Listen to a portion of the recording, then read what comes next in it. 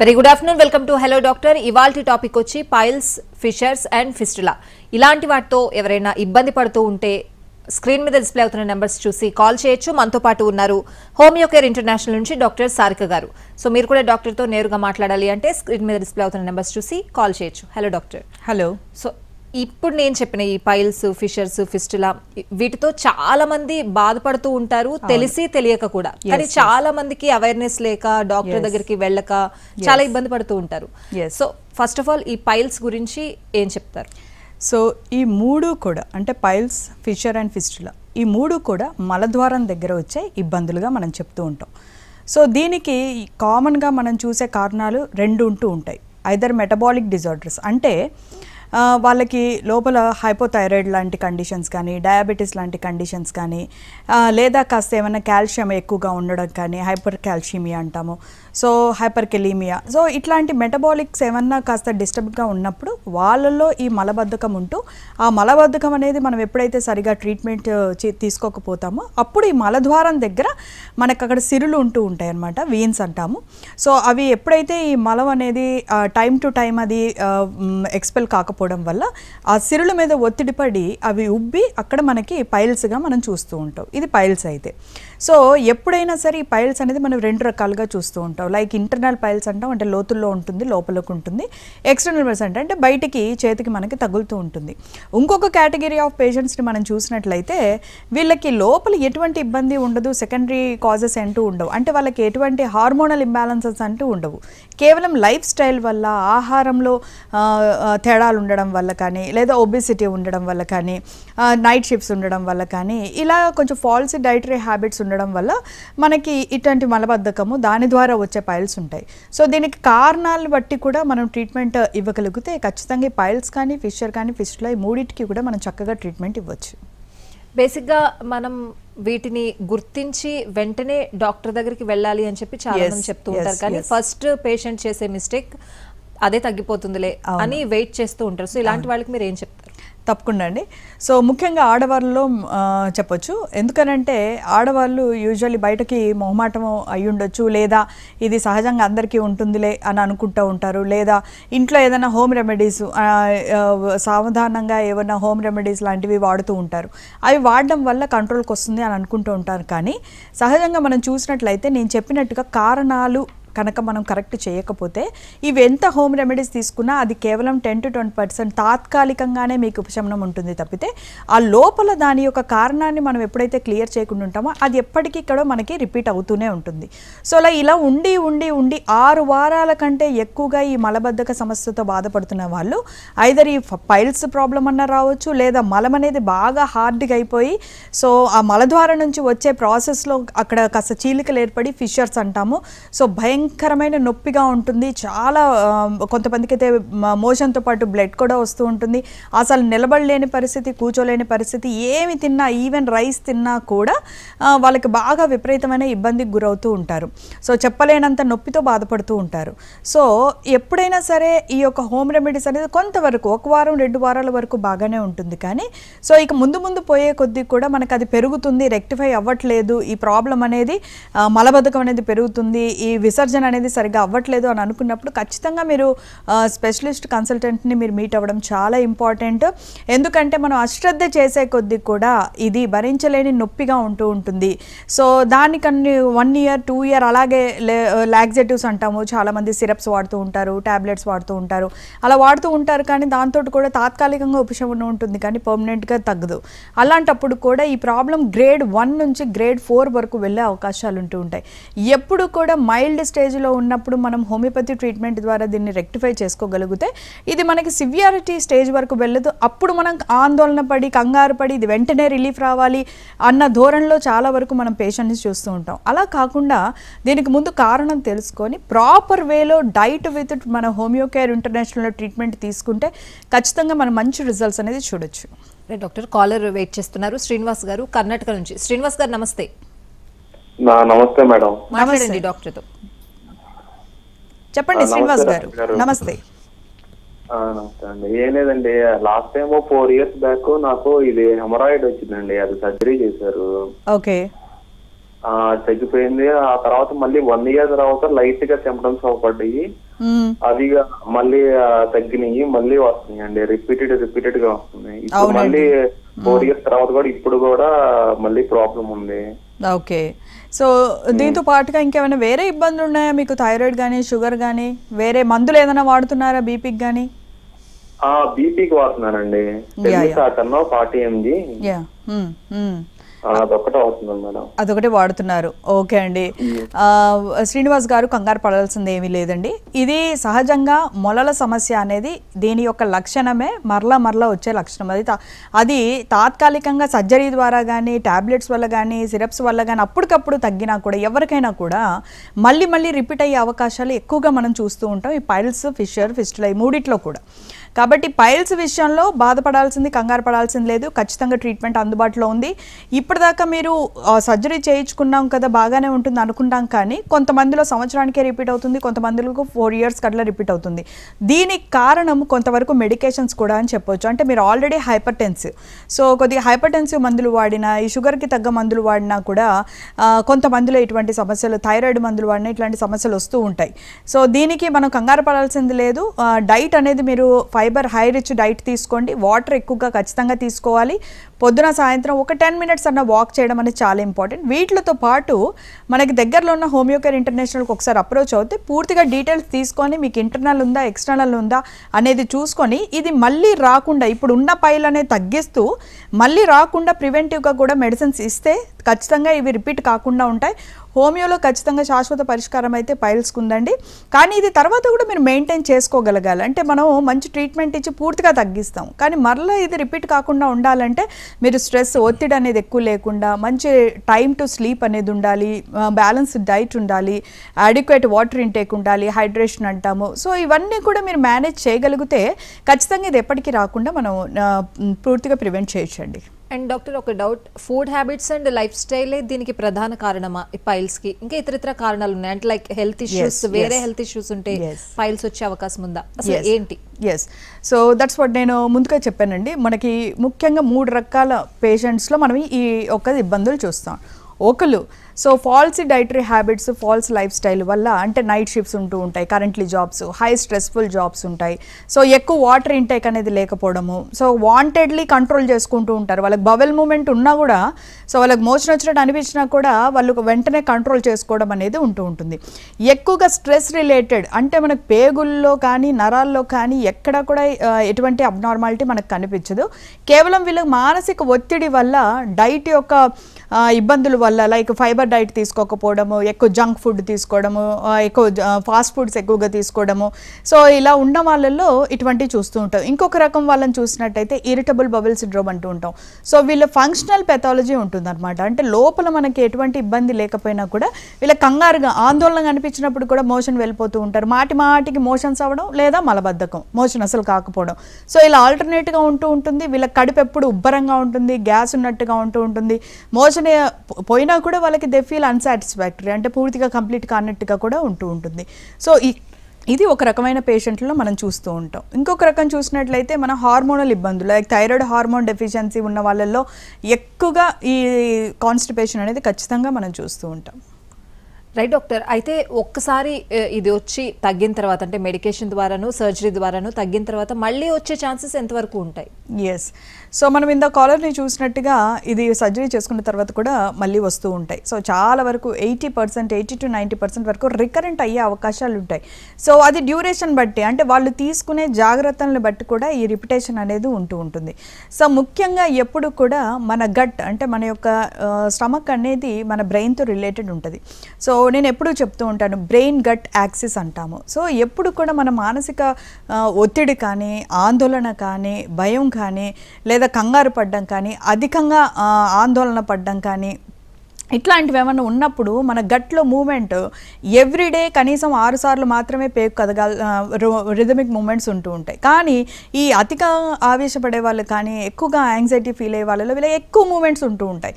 So వీళ్ళు ఎక్కువ సార్లు 4 to 5 times 6 times కూడా వెళ్ళాల్సిన అవసరం ఉంటూ ఉంటుంది. సో ఇది కంట్రోల్ చేసుకోవాలి. At the same time thyroid డెఫిషియన్సీకి చాలామంది అనుకుంటూ ఉంటారు, మనం ట్యాబ్లెట్ తీసుకుంటున్నాం, కంట్రోల్గానే ఉంటుంది కదా, అవసరమా హోమియోపతి మెడిసిన్స్, అసలు ఎందుకు వాడాలి అనుకుంటారు. కానీ 90% వరకు మనకు దాని నుంచి వచ్చే ఎఫెక్ట్స్ ఏవైతే హెయిర్ ఫాల్ కానీ మలబద్ధకం ముఖ్యంగా చెప్పొచ్చు, కాన్స్టిపేషన్ కానీ, దానివల్ల చాలా మందికి ఈ పైల్స్ ఫిషర్స్ ఉంటూ ఉంటాయి అన్నమాట.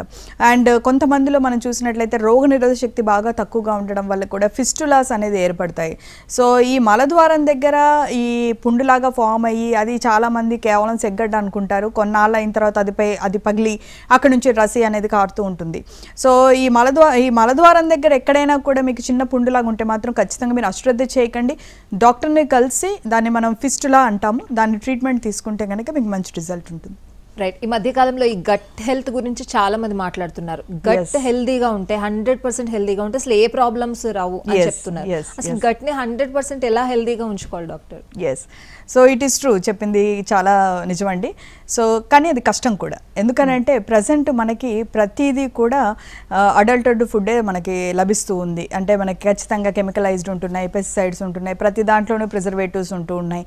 సో న్యాచురల్ ప్రొడక్షన్ అనేది కాస్త తగ్గుతూ వస్తున్నాయి. అఫ్కోర్స్ ఇప్పుడు కొన్నిట్లో ఆర్గానిక్ కూడా మనకి అవైలబిలిటీ ఉన్నాయనుకోండి. బట్ స్టిల్ ఈ గట్ హెల్త్ అనేది పెట్టుకోవడంలో ఫస్ట్ థింగ్ మన యొక్క డిసిప్లిన్ లైఫ్ స్టైల్ అనేది మోస్ట్ ఇంపార్టెంట్.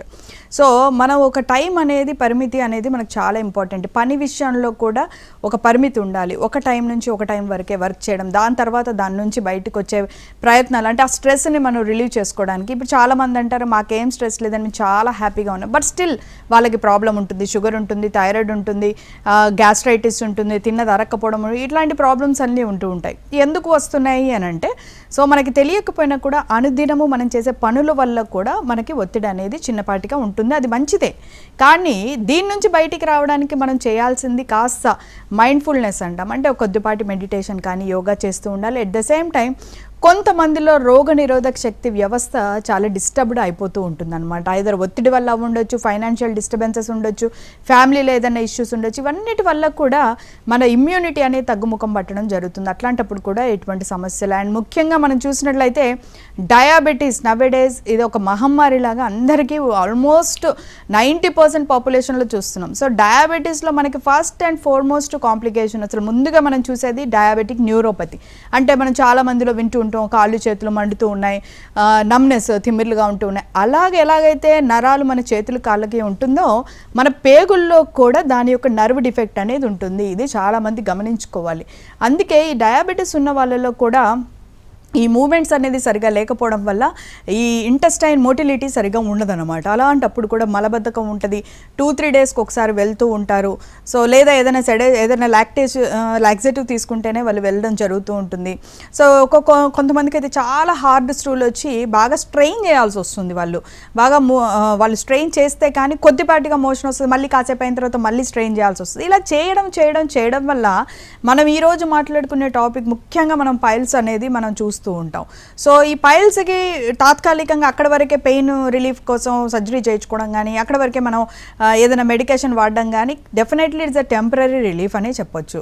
సో దీనికి first your sugar should be in control, మన thyroid hormone should be in control, మన రెగ్యులర్ హార్మోన్స్ ఏవైతే ఉన్నాయో అవన్నీ కూడా మనం కంట్రోల్గా పెట్టుకోవాలి అని అంటే డెఫినెట్లీ హెల్తీ లైఫ్ స్టైల్ అనేది ద మోస్ట్ ఇంపార్టెంట్. ఇందులో హెల్తీ డైట్, ఖచ్చితంగా ఫైబర్ రిచ్ డైట్ అనేది మనం తీసుకోవాలి. అడిక్వేట్ హైడ్రేషన్, సో ఇది అందరూ చెప్పేదే. చక్కగా 3 లీటర్ల నుంచి 4 లీటర్ల వరకు మనం వాటర్ తాగాల్సిన అవసరం ఖచ్చితంగా ఉంటుంది. రెగ్యులర్ బవల్ హ్యాబిట్స్ ఉండేటట్టు మనం ప్రాక్టీస్ చేసుకోవడం అనేది ద మోస్ట్ ఇంపార్టెంట్. సో ఇలా చేసుకుంటూ కాస్త ఫిజికల్ ఎక్సర్సైజ్, కాస్త మెంటల్ రిలీఫ్ అనేది మనం మెంటల్ ఎక్సర్సైజ్ అనేది కొద్దిగా చేసుకుంటే డెఫినెట్లీ మనకి ఈ ప్రాబ్లమ్స్ ఇవే కాదు, నేను చెప్పిన అండర్లయింగ్ ప్రాబ్లమ్స్ కూడా రాకుండా ఉండడానికి. పైల్స్ గురించి ఆల్మోస్ట్ కంప్లీట్ చేశారు. ఫిషర్స్ అంటే ఏంటి? ఎస్, సో ఫిషర్స్ అంటే చీలికలు. సో మనకి వింటర్ ఇట్లాంటి సందర్భాల్లో మనకి చేతులు కాళ్ళకు పగలడం కానీ, లిప్స్ ఎట్లా క్రాక్స్ వస్తాయో అలాగే మలద్వారం కూడా చాలా సెన్సిటివ్ పార్ట్ అనమాట. సో అక్కడ ఆ లేయర్ అనేది చాలా సున్నితంగా ఉంటుంది. అక్కడ కాస్త ఫ్రిక్షన్ అంటాము. సో ఎప్పుడైతే మోషన్ని బాగా మనం ప్రెషర్ పెట్టి స్ట్రెయిన్ చేయడం జరుగుతుందో, లేదా మోషన్ హార్డ్గా ఉండడం జరుగుతుందో, మాటికి కొంతమందికి మోషన్స్ అవుతూ ఉంటాయి, ఒక 4-5 సార్లు కూడా మోషన్స్కి వెళ్తూ ఉంటారు. సో ఇలా తరచుగా వెళ్ళడం వల్ల అక్కడ ఫ్రిక్షన్కి గురయ్యి కొంతమంది తత్వాలలో మనకు అక్కడ చీలికలు లాంటివి ఫిషర్స్ అంటాము. ఇవి 2 రకాలుగా మనం చూస్తాం. అక్యూట్ ఫిషర్స్ అంటే అప్పుడు మన మందమే ఉంటుంది. లైక్ కొంతమందికి నాన్ వెజ్ తింటే ఉంటుంది, కొంతమందికి ఏదైనా ఫుడ్ పడని ఫుడ్ తిన్నప్పుడు అక్కడ ఫిషర్స్ అనేది ఏర్పడితే ఆ తర్వాత మళ్ళీ నార్మల్ అయిపోతుంటుంది. కానీ కొంతమందికి మాత్రం క్రానిక్ ఫిషర్స్, సో వాళ్ళకి అవుతూనే ఉంటాయి. అంటే వాళ్ళు మంచి డైటరీ లైఫ్ స్టైల్ తీసుకున్నప్పటికీ కూడా కొంతమంది శరీర తత్వాల్లో ఈ యొక్క సున్నితత్వం వల్ల అక్కడ మాటికి కూడా చీలికలు, ఈవెన్ విత్ రైస్ మామూలు ఫుడ్ తీసుకున్నా కూడా అవుతూ ఉంటుంది. సో ఈ యొక్క ఫిషర్స్ అనేది మనం ఎప్పుడైనా సరిగా ట్రీట్మెంట్ చేసుకోకపోతే అది ఇన్ఫెక్ట్ అవుతుంది. ఇన్ఫెక్ట్ అయినప్పుడు ఎక్కువగా నెక్స్ట్ ఫామ్ అయ్యేది ఫిస్టులా. ఎప్పుడైతే అక్కడ ఇన్ఫెక్షన్ అనేది గురవుతుందో ఆ లోపల ఒక స్వరంగ మార్గం అనేది ఏర్పడి అక్కడ నుంచి ఆ లోపల పేగు యానల్ కెనాల్ నుంచి మనకి బయట స్కిన్కి ఒక ఛానల్ లాగా ఏర్పడుతూ ఉంటుంది అనమాట. దాన్నే మనం ఫిస్టులా అంటాము. సో ఇది ఒకటి ఉండొచ్చు, మల్టిపుల్ ఫిస్టులాస్ కూడా ఉండే అవకాశం ఉంటుంది. ఇది ఖచ్చితంగా కొంత టైం టేకింగ్ ప్రాసెస్ అండి. ట్రీట్మెంట్ తీసుకున్నా కూడా మనకు కొంత నిదానంగా తగ్గే వ్యవస్థ అని చెప్పొచ్చు. అండ్ ఇంకొకటి ఏంటంటే ముఖ్యంగా ఈ పైల్స్ కానీ ఫిషర్ కానీ ఫిస్టులా కానీ ఈ మూడు ఉన్న చాలామంది పైల్స్ అనే చెప్తూ ఉంటారు మనకి. సో ఎవరైనా కూడా ఇటువంటి లక్షణాలు అంటే మోషన్ వెళ్ళే ద్వారంలో మంటగా ఉన్నా, నొప్పిగా ఉన్నా, మోషన్ అయిపోయాక చుక్కలు చుక్కలుగా బ్లడ్ పడుతూ ఉన్నా, లేదా మోషన్తో పాటు బ్లడ్ వస్తున్నా, లేదా అక్కడ ఎప్పుడు కూడా మాయిస్ట్ తేమగా ఉంటూ ఉండడం కానీ, మ్యూకస్ లాగా ఉంటూ ఉండడం కానీ, పస్ లాగా ఉంటూ ఉండడం కానీ, మాటికి అక్కడ చిన్న చిన్న బాయిల్స్ వస్తూ ఉన్నప్పుడు కనుక స్టార్టింగ్ స్టేజ్లో మీరు హోమియోకేర్ ఇంటర్నేషనల్ ట్రీట్మెంట్ తీసుకుంటే మనం దీన్ని జెనెటికల్గా కూడా నిర్మూలించడానికి అవకాశం ఉంటుంది. శారీరకంగా కూడా వాళ్ళ ఇమ్యూనిటీని బిల్డప్ చేయడానికి అవకాశం ఉంటుంది. వాళ్ళ యొక్క గట్ని క్లియరెన్స్ చేయడానికి అవకాశం ఉంటుంది. ఎక్కడైతే నర్వ్ అనేది యాక్టివిటీ తక్కువగా ఉంటుందో, లైక్ నేను ఇందాక చెప్పినట్టుగా ఈ మెటబాలిక్ డిజార్డర్స్ ఉన్న వాళ్ళల్లో నర్వ్ మోటార్ సిస్టమ్ అనేది డిస్టర్బ్డ్ అయిపోతూ ఉంటుంది. అలాంటప్పుడు ఎక్కువగా మనకి పేగుల కదలిక సరిగా లేకపోవడం, దానివల్ల మోషన్ రాకపోవడం ఉంటూ ఉంటుంది. కాబట్టి ఈ నర్వ్ డెఫిషియన్సీని క్లియర్ చేయడంలో కూడా మనకి మంచి ట్రీట్మెంట్ అనేది అందుబాటులో ఉందండి. రైట్ డాక్టర్, ఇప్పుడు అవేర్నెస్ ఎక్కువ అయిపోయి దాన్ని ఎట్లా స్టార్ట్ చేయాలి అంటే ఫుడ్ని ఎలా తీసుకోవాలి అనేది కూడా చాలా మందికి తెలియట్లేదు. అన్ని అందుబాటులో ఉన్నా కూడా మనం ఎట్లా ప్రొసీడ్ అవ్వాలి అనేది చాలా మందికి తెలియట్లేదు. అవేర్నెస్ ఎక్కువైపోయి అంటే ఒకళ్ళు చెప్పింది విని, అట్లా 4-5 చెప్పింది విని మనం ఎలా డేని స్టార్ట్ చేయాలనేది ఎవరికి తెలియట్లేదు. ముఖ్యంగా ఈ పైల్స్ తో బాధపడే వాళ్ళు ఎలాంటి ఫుడ్ తీసుకోవాలి, ఏ టైంలో తీసుకోవాలి? డెఫినెట్లీ అండి. సో ఇది పైల్స్ ఉండనివ్వండి, ఫిషర్ ఉండనివ్వండి ఆర్ ఫిస్టులా, అది అంటే ఈ యొక్క గ్యాస్ట్రిక్, ఇది జీర్ణ వ్యవస్థ సంబంధిత ప్రాబ్లం, అది ఏదైనా కానీ మన నోటి నుంచి పొక్కులు, యాప్తస్ అల్సర్స్ అంటాం, అక్కడ నుంచి ఈ ఏసోఫాగస్, స్టమక్, లోపల కింద పేగులు, మలద్వారం, ఇక్కడ వరకు కూడా మనకి ఏదైనా డిస్టర్బెన్స్ వస్తుంది అని అంటే తప్పకుండా మీరు hydration plays a major role. Water అనేది తప్పకుండా మనం ఎక్కువగా తీసుకోవాలి. సో రెండోది పాయింట్ వచ్చేసరికి పొద్దున లెగ్గానే ఖచ్చితంగా మనం ఒక 1/2 లీటర్ అన్నా కూడా కాస్త గోరువెచ్చని వాటర్ అనేది అందరూ చెప్తారు, నేను కూడా చెప్తున్నాను, చాలా మంచిది, చాలా శ్రేష్టం. సో పొద్దున్నే చక్కగా వాటర్ తీసుకోండి. ప్లెయిన్ వాటర్ అయినా పర్లేదు, ఆర్ఎల్స్ మిక్స్డ్ వాటర్ అయినా పర్వాలేదు, తీసుకొని ఆ తర్వాత మ్యాక్సిమం పొద్దున్న టైం మీరు స్టార్ట్ చేసే డైట్లో కాస్త స్పైసెస్ లేకుండా, మసాలాలు లేకుండా, మిర్చీస్ లేకుండా సాఫ్ట్ డైట్ అనేది the most important. Either nuts కానీ ఫ్రూట్స్ కానీ, that will be the best mode అని చెప్పొచ్చు. సో పొద్దున్నే ఉదయకాలం మనం స్టార్ట్ చేసేటప్పుడు ప్రోటీన్ రిచ్ డైట్ అనేది మోస్ట్ ఇంపార్టెంట్. సో ప్రోటీన్ ఉండాలి, అందులో చక్కగా పోషక విలువలు ఉండాలి, మల్టీవిటమిన్స్ కూడా ఉండాలి. ఎందులో ఉంటాయి మనకి మల్టీవిటమిన్స్ అంటే మనం ఫ్రూట్స్ అని ఈజీగా చెప్పొచ్చు. సో ఇలాగ ఫ్రూట్స్, నట్స్ తోటి మీరు డేని పొద్దున్నే స్టార్ట్ చేసుకోగలిగితే కనుక ఖచ్చితంగా మీ సిస్టమ్ అనేది బ్యాలెన్స్డ్ స్టేట్లో ఉంటుంది. సో ఆబ్వియస్లీ మనం ప్రకృతి సింపుల్గా మనం దీని గురించి పెద్దగా చర్చించి మనం పెద్ద డిబేట్ పెట్టుకోవడం కానీ, 10 ఛానళ్ళు చూడడం కానీ ఏమీ అవసరం లేదు.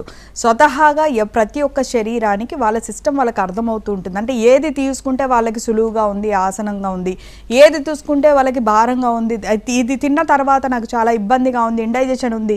సో ఇవన్నీ కూడా మాడిఫై చేసుకోవాల్సిన అవసరం అనేది ఎవరికి వాళ్ళు పర్సనల్ రెస్పాన్సిబిలిటీగా అయితే నేను 100% చెప్తాను. So morning start with a rich protein diet తీసుకోండి. సాఫ్ట్ డైట్కి ఎక్కువగా, వెజిటేబుల్స్కి ఎక్కువగా ప్రిఫర్ చేయండి, సలాడ్ డైట్ ఎక్కువ ప్రిఫర్ చేయండి.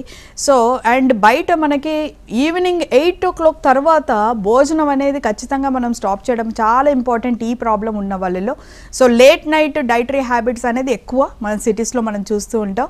సో ఈ లేట్ నైట్ డైటరీ అనేది మనం తగ్గించుకుంటూ మన నైట్ ఓన్లీ ఫ్రూట్స్ అట్లా తింటూ ఉంటే కనుక మార్నింగ్కి మీకు మీ సిస్టమ్ అనేది కూల్గా ఉంటుంది, ఏ డిస్టర్బెన్స్ లేకుండా ఉంటుంది, మైండ్ కూడా ఫ్రెష్గా ఉంటుంది. ఒక 10 to 15 minutes walk is must. So at least ఇంట్లోనన్నా మీకు ఎక్కడ పాసిబిలిటీ లేకపోయినా ఇంట్లో అయినా సరే ఒక 4-5 అడుగులన్నా వేయడం చాలా ఇంపార్టెంట్ అండి. సో ఈ చిన్నపాటి చేంజ్ ఓవర్స్ని చేసుకుంటే కనుక ఖచ్చితంగా ఇది తీవ్రతని మనం ఆపొచ్చు. అయినా కూడా కొంతమంది ఎంత బ్యూటిఫుల్ లైఫ్ స్టైల్ ఉన్నా కూడా ఈ ప్రాబ్లం ఉంటుంది జన్యువుల పరంగా. సో దాన్ని మనం కరెక్ట్ చేయడానికి హోమియోకేర్ ఇంటర్నేషనల్కి సంప్రదించండి. ఈ పైల్స్, ఫిషర్స్, ఫిస్టులా అనేది లైఫ్ రిస్క్ ప్రాబ్లమ్సా doctor? No not at all. But the thing is ఎప్పుడైనా వీటిని అశ్రద్ధ చేస్తే ఎనీ ప్రాబ్లం మనకి లైఫ్ రిస్క్ అనేది ఎప్పుడు వస్తుంది? అధికంగా రక్తస్రావం అయినప్పుడు షాక్కి గురవుతారు, లేదా కొంతమందిలో ఈ పైల్స్ ఉన్న వాళ్ళలో ఏంటి అవుతుందంటే థ్రాంబోజ్డ్ అవుతాయి అనమాట. సో ఆ వెయిన్స్ అనేది మనకి బయటకు బాగా ప్రొట్రూడ్ అయ్యి అవి టార్షన్కి గురయ్యి అక్కడ కంప్లీట్గా బ్లాక్ అయిపోతుంది, రక్త ప్రసరణ అనేది ఆగిపోవడము, గ్యాంగ్రీన్ అక్కడ కుళ్ళిపోవడం, ఇదే సివియర్ స్టేట్స్ అనుకోండి. సో ఇలాంటి స్టేజ్ వరకు మన గ్రేడ్ 4 స్టేజ్ వరకు రాకుండా ఉండడానికి ముఖ్యంగా మన రెస్పాన్సిబిలిటీ తీసుకోవడం ఇంపార్టెంట్. సో మేము ఎప్పుడు హోమియోకేర్ ఇంటర్నేషనల్లో అదే చెప్తాం, మనం ముందుగా మనం ప్రివెంట్ చేసుకోగలిగితే అంత సివియారిటీ స్టేజ్కి వెళ్ళి అడ్మిట్ అయ్యి సర్జరీ చేసుకునేంత వరకు కూడా లేకుండా మనం 100% ఆపడానికి అవకాశం ఉంటుంది. కాబట్టి ఈ జన్యువులు కూడా చాలా వరకు రీజన్స్ ఉంటాయి. అంటే ఫ్యామిలీలో ఎవరికైనా పైల్స్ ఉంటే కూడా ఖచ్చితంగా అది లెగసీ లాగా మనకు ముందుకు వెళ్తూ ఉంటుందన్నమాట. కాబట్టి ఈ పైల్స్ని మనం ఎంత డైటరీ లైఫ్ స్టైల్ తీసుకున్నా మెడికేషన్ హెల్ప్ చాలా ఇంపార్టెంట్. సో న్యాచురల్ సిస్టమ్ మన హోమియోపతి సిస్టమ్ అనేది ఎటువంటి సైడ్ ఎఫెక్ట్స్ ఉండవు. ఇవి దీర్ఘకాలికంగా వాడాలి, ఎక్కువ కాలం వాడాలి, లేదా ఎక్కువ టైం పడుతుంది, ఇవంతా కూడా అపోహలే. ఇన్స్టాంట్ రిజల్ట్స్ చూసిన కేసెస్ కూడా ఎన్నో ఉన్నాయి మన క్లినిక్స్లో. కాబట్టి కొద్ది కాలంలోనే మీకు పూర్తిగా ఉపశమనం కూడా కలగవచ్చు. సో దీని యొక్క అండర్లైన్ కాజ్ బట్టి కూడా దీని టైం పడుతుంది, ఎంత టైంలో మనకి రిలీఫ్ వస్తుంది అనేది. కానీ ప్రస్తుతం ఉన్న సమస్య మాత్రం వితిన్ 24 అవర్స్లో కూడా మనం తగ్గించవచ్చు. కాబట్టి కంగారు పడొద్దు, భయపడొద్దు, ఆందోళన అసలే పడొద్దు. మీరు ఏదున్నా కూడా మీ రిపోర్ట్స్ తీసుకొని పాస్ట్ ట్రీట్మెంట్స్ కానీ ఏమైనా టెస్టులు చేయించుకుంటే అవన్నీ తీసుకొని మీరు క్లినిక్కి సంప్రదిస్తే కనుక మీకు డైట్ చెప్పడం జరుగుతుంది. దాంతోపాటు మీకు కాన్స్టిట్యూషనల్ ట్రీట్మెంట్ ఇస్తాము. ఎప్పుడైతే ఈ కాన్స్టిట్యూషనల్ ట్రీట్మెంట్ ఇస్తామో తప్పకుండా ఇది శాశ్వతంగా పరిష్కారం అయితే చేయొచ్చు. అండ్ డాక్టర్, సివియర్ స్టేజ్ వచ్చిన తర్వాత మిమ్మల్ని సంప్రదించే పేషెంట్స్ సంఖ్య ఎంతవరకు ఉండొచ్చు డాక్టర్? సివియర్ స్టేజ్కి వచ్చిన కేసెస్ని కూడా హోమియోపతి మెడిసిన్స్ తోటి మేము కంట్రోల్ చేసిన కేసెస్ చాలా ఉన్నాయి. సో వాళ్ళు సర్జరీకి వెళ్ళి అపాయింట్మెంట్ తీసుకొని కూడా ఒక ఒపీనియన్ తీసుకుందాము ఎందుకైనా మంచిది. యూజువల్లీ అందరికీ కూడా కొద్దిపాటిగా భయం ఉంటుంది, లైక్ సర్జరీకి వెళ్తే ఎలా ఉంటుందో ఏంటి, బికాజ్ అది సెన్సిటివ్ పార్ట్ కాబట్టి. అవగాహన ఉన్న వాళ్ళు అయితే తొందరగా వెళ్ళరు. సో వాళ్ళు హోమియోపతికి వచ్చినప్పుడు ఖచ్చితంగా మా క్లినిక్స్లో మేము వెరీ ఫాస్ట్ రిజల్ట్స్ ఇచ్చిన కేసెస్ కొంతవరకు ఉన్నాయి. నేను ఇందాక చెప్పిన స్టేజ్ అంటే గ్రేడ్ 4 కూడా దాటిపోయాయి, థ్రాంబోజ్డ్ అయిపోయి, గ్యాంగ్రీన్ అయిపోయి, వెరీ సెప్సిస్ కేస్ అనేది తక్కువగానే వస్తాయి. ఎందుకంటే వాళ్ళు ఎమర్జెన్సీ సెక్షన్లో ఉంటారు. సో వాళ్ళు మేము చెప్పినా అర్థం చేసుకునేది ఉండదు. ప్లస్ అలాంటి స్టేట్లో ఖచ్చితంగా మనం సర్జరీయే ప్రిఫర్ చేయాలి. So as a doctor definitely నేను చెప్తాను, అంత స్టేట్ వరకు వెళ్లకుండా ముందే జాగ్రత్త పడండి. That is the best solution. ఆ స్టేజ్ వరకు వస్తే కనుక మీకు థ్రాంబోజ్డ్ అయిపోయి బాగా విపరీతంగా రక్త ప్రసరణ జరిగిపోతుంది, ఎక్కువ బ్లీడింగ్ అయిపోతుంది, బాగా ఎనిమిక్గా ఉన్నామంటే కనుక ఖచ్చితంగా మనం సర్జికల్ హెల్ప్ తీసుకోవాల్సిన అవసరం కూడా ఉంటుంది. రైట్. సివియర్ స్టేజ్ ఉన్న పేషెంట్నే తీసుకుంటే హోమియోకేర్ ఇంటర్నేషనల్లో ఎన్ని రోజుల్లో ఆ ప్రాబ్లమ్ని నయం చేయొచ్చు doctor? So usually grade 3, grade 4 ఉన్న వాళ్ళలో ఖచ్చితంగా మనం పెయిన్ అండ్ అక్కడ నుంచి మనకి ఏదైతే బ్లీడింగ్ ఇబ్బంది కానీ మోషన్ ఇబ్బంది కానీ ఏదైతే ఉందో మనం వితిన్ ఏ డేస్ మనం కంట్రోల్ చేయడానికి అవకాశం ఉంటుంది. అయితే దీంతో పాటుగా వాళ్ళు చేయాల్సింది ఏంటి అని అంటే, సో వాళ్ళు పాత కంట్రోల్డ్ మెథడ్స్ ఏమున్నాయి అనేది చూసుకోవాలి. అంటే వాళ్ళ HbA1c షుగర్ ఉంది, వాళ్ళ HbA1c రిపోర్ట్స్ ఎలా ఉన్నాయి, వాళ్ళ బ్లడ్ షుగర్స్ కంట్రోల్లో ఉన్నాయా లేవా, at the same time thyroid level ఎలా ఉంది అనేది చూసుకోవాలి. ప్లస్ వాళ్ళు మందులు వాడుతూ ఉంటారు, మెడికేషన్స్ తప్పదు. మనం చాలా హెల్త్ ఇష్యూస్ ఉన్నప్పుడు కార్డియాక్ మందులు, బీటా బ్లాకర్స్ ఇవి కూడా వాడుతూ ఉంటాం. సైకాట్రీ మందులు కూడా చాలామంది వాడుతూ ఉంటారు మానసిక సమస్యకి. ఇలాంటప్పుడు కూడా ఈ మలబద్ధక సమస్యలు ఇవి మనం లీడ్ చేస్తూ ఉంటాయి. సో వాటిలన్నిటిని రికార్డు చూసుకొని మనం డ్యూరేషన్ అనేది చెప్పడానికి కుదురుతుంది తప్పితే ప్రతి పేషెంట్కి ఇంత టైం పడుతుంది అనేది ఉండదు. కానీ ఒక్క విషయం అయితే కన్ఫర్మ్గా చెప్తాను, ఎంత తీవ్రంగా ఒత్తిడి ఉన్నా, ఎంత పెయిన్ ఉన్నా కూడా we have very good medicines. మన దాంట్లో చక్కగా ఇన్స్టాంట్గా మనకి తగ్గడానికి పెయిన్ కొన్ని అవర్స్లో కూడా తగ్గిన కేసెస్ కూడా ఉన్నాయి. బట్ ద థింగ్ ఈజ్ మనలో కొద్దిగా రెస్పాన్సిబిలిటీ ఉండాలి, కాస్త ఓపిక ఉండాలి, అండ్ కొన్ని జాగ్రత్తలు కూడా మనం తీసుకోవాలి. మేము కొన్ని జాగ్రత్తలు చెప్తాం, అవి పాటిస్తే కనుక మీకు కొద్ది రోజుల్లోనే ముందు రిలీఫ్ వస్తుంది. పర్మనెంట్గా తగ్గడానికైతే మీ అండర్లైన్ కాజ్ బట్టి మనకి డ్యూరేషన్ అనేది ఉంటుందండి. అండ్ డాక్టర్, ఏ పేషెంట్కైనా ఒకే టైప్ ట్రీట్మెంట్ ఉంటుందా? అంటే ఓన్లీ పైల్స్ ఉన్న పేషెంట్ అండ్ ఇతర హెల్త్ ప్రాబ్లమ్స్తో పాటు ఈ ప్రాబ్లం ఉన్న పేషెంట్స్కి ఇద్దరికి కూడా ట్రీట్మెంట్ ఒకే విధంగా ఉంటుందా? ఉండదండి. మీరు కరెక్ట్గా అడిగారు. ఎందుకంటే every patient is different. Every complaint కూడా ప్రతి ఒక్కరికి ఒకటేలాగా ఉంటుంది. కొంతమందికి మంట ఉంటుంది, కొంతమందికి నొప్పి ఉంటుంది, కొంతమందికి బ్లీడింగ్ ఉంటుంది. సో అందరికీ ఒకే లెవెల్లో సిమ్టమ్స్ కూడా ఉండవు. కొంతమందికి కొన్ని తింటే పడవు, కొంతమందికి కొన్ని తింటే పడవు. సో ప్రతి ఒక్క individual is definitely unique and different. కాబట్టి వాళ్ళ అండర్లైన్ డిసీజ్ కూడా అలాగే ఉంటుంది, అందరికీ కూడా సేమ్ ఉండవు. వాళ్ళ సివియారిటీ కూడా అలాగే ఉంటుంది. అలాగే ట్రీట్మెంట్ కూడా వేరియబుల్గా ఉంటుంది. అందుకే ప్రతి ఒక్క పర్సన్కి మేము కంప్లీట్ డీటెయిల్ హిస్టరీ అనేది తీసుకోవడం జరుగుతుంది. అంటే వాళ్ళ ఫ్యామిలీ హిస్టరీ, జెనెటిక్ హిస్టరీ కానీ, అండ్ వాళ్ళ ట్రీట్మెంట్ హిస్టరీ కానీ, వాళ్ళ పోస్ట్ సర్జికల్ హిస్టరీస్ కానీ, సో ఇవన్నీ కూడా మనం తీసుకొని, కొంతమందికి మెన్సెస్ ఆఫ్టర్, మెనోపోజ్ ఆఫ్టర్ ఇట్లాంటివి ఉంటూ ఉంటాయి. ఇవన్నీ తీసుకొని మనం ట్రీట్మెంట్ అనేది ప్లాన్ చేసి ఇవ్వడం జరుగుతుంది. దాని ద్వారా మంచి రిజల్ట్స్ కూడా చూస్తూ ఉన్నాం. రైట్ డాక్టర్ సార్కి గారు, thank you so much. Piles, fistula, ఫిషర్స్కి హోమియో కేర్ ఇంటర్నేషనల్ ఎలాంటి సొల్యూషన్ ఉంది అండ్ ఎలాంటి జాగ్రత్తలు తీసుకోవాలి అని చాలా చక్కగా వివరించారు.